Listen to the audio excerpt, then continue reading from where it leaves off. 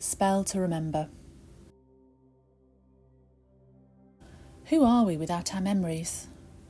My father was diagnosed with dementia some time before I began this spell. During the slow process of its creation, he moved into a care home and passed away.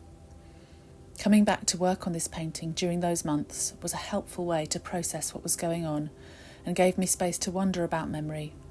Who are we when memories fade, and what really matters in the end? Circles are magic, a boundary with no beginning or end, keeping out what we don't want and keeping what matters close to us. Every painting in this series begins with this powerful symbol.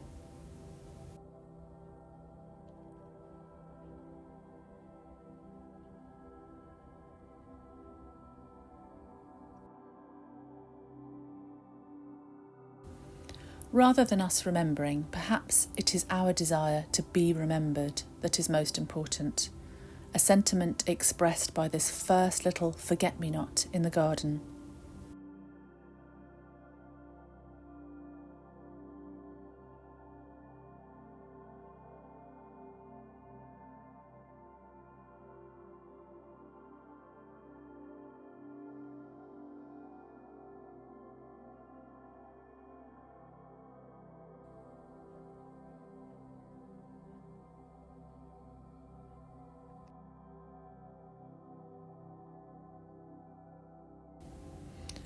Limpets always come back to the same little groove on the rock where they anchor.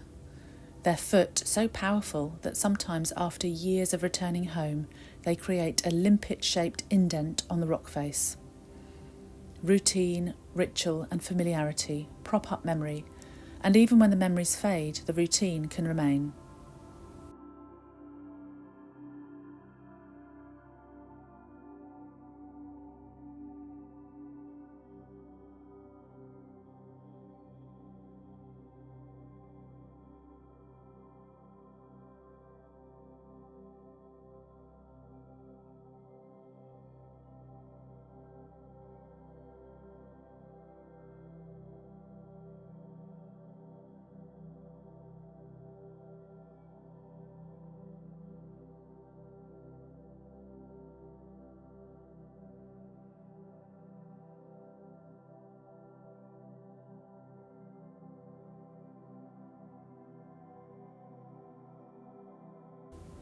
What's left behind? As the leaf decays, the beautiful, delicate and intricate structure is revealed. It's a similar process in the brain with dementia. Some structures remain, whilst others, usually the most recently formed, disappear. Some things don't work out in the painting process, and I was never happy with this leaf skeleton.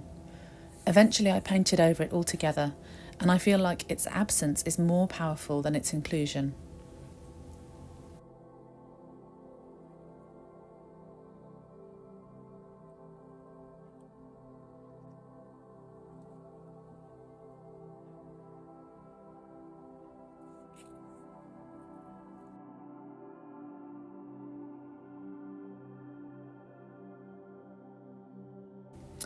When two neurons connect, they make a synapse. Each repetition of an action or behaviour creates synapses, literally rewiring our brains. This is neuroplasticity, the ability to change at any time in our life by bringing intention and repetition to the actions and behaviours we wish were automatic. Dementia and Alzheimer's affect these synapses, beginning with the most recent memories. The ring of healthy neurons painted in liquid gold leaf from the microscope images were taken by Dr. Elisa Galliano at the University of Cambridge. They were very kindly shared with me by De Villeglin.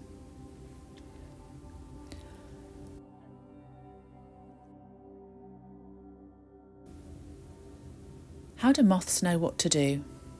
Their instincts operate like little clockwork programs, transforming them from egg to caterpillar, chrysalis, cocoon, and then moth. The moth knows how to fly, how to mate, lay eggs, all on instinct. It's the light, or rather the darkness for most moths, that prompts their behaviour.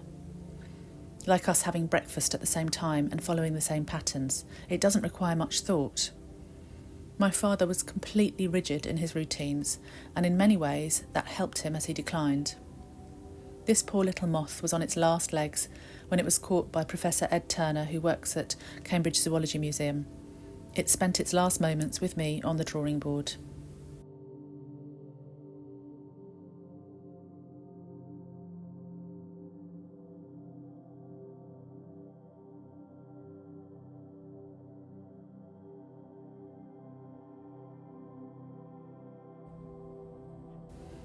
Our habits become critical as memory fades. Rituals, the reason for which we may not recall, give us structure. The ginkgo tree is ancient. Sometimes it's called the living fossil. It was around when dinosaurs roamed. Its beautiful yellow-green leaves are unique, like little fans. Ginkgo is widely used in Europe for treating dementia. At first, doctors thought it helped because it improved blood flow to the brain, and now research shows that it may protect nerve cells that are damaged in Alzheimer's disease. Many thanks to Sarah Strickland, a neighbour who gave me a few leaves from her tree.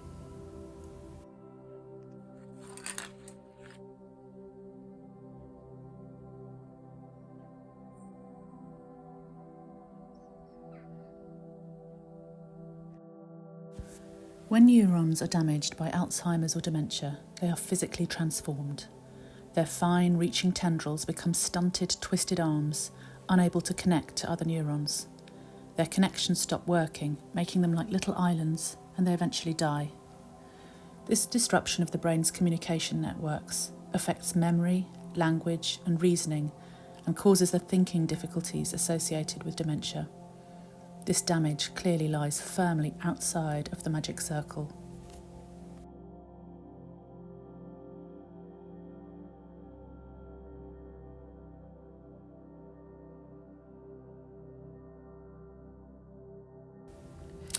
Painting out the background on the outside of the all-important circle with damaged neurons felt very powerful.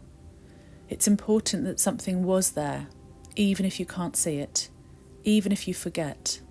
There are tiny traces, evidence of time spent, marks made, a life lived.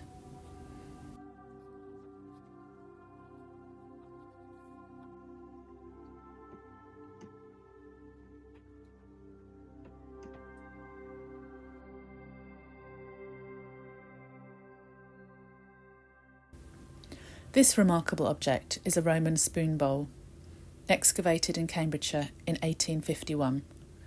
It was in a grave, found having been repurposed by an Anglo-Saxon, strung onto a necklace as a pendant, with beads, and buried with its wearer.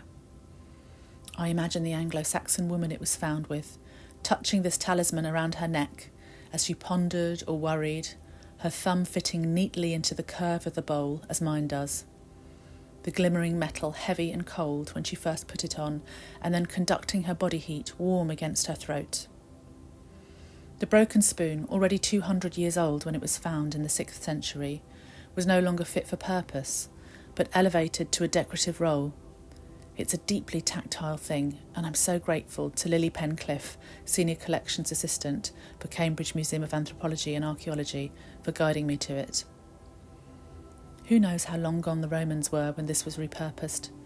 Perhaps it was a connection to someone, or an heirloom, a reminder of another era, or maybe just found by chance and valued as a little piece of treasure. I love the layers of history in this small, modest item. It's well over 1,500 years old and was worn before the Norman invasion. Found just down the road from me in Little Wilbraham, it felt like time travelling to hold it in my hand. Who knows who it fed and who it adorned?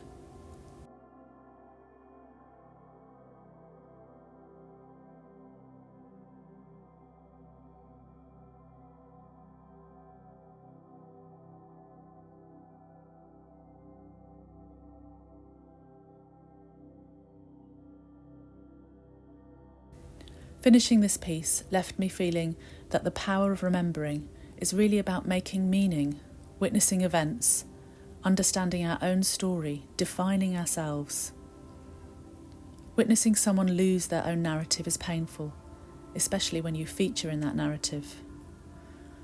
Memory is subjective and can live on beyond a life, in the retelling of tales, the passing on of objects, habits, preferences. Memories shape us for good or bad. This spell is also a coming to terms with being forgotten, as much as a desire to remember. May it help you with the pain of forgetting yourself or being forgotten.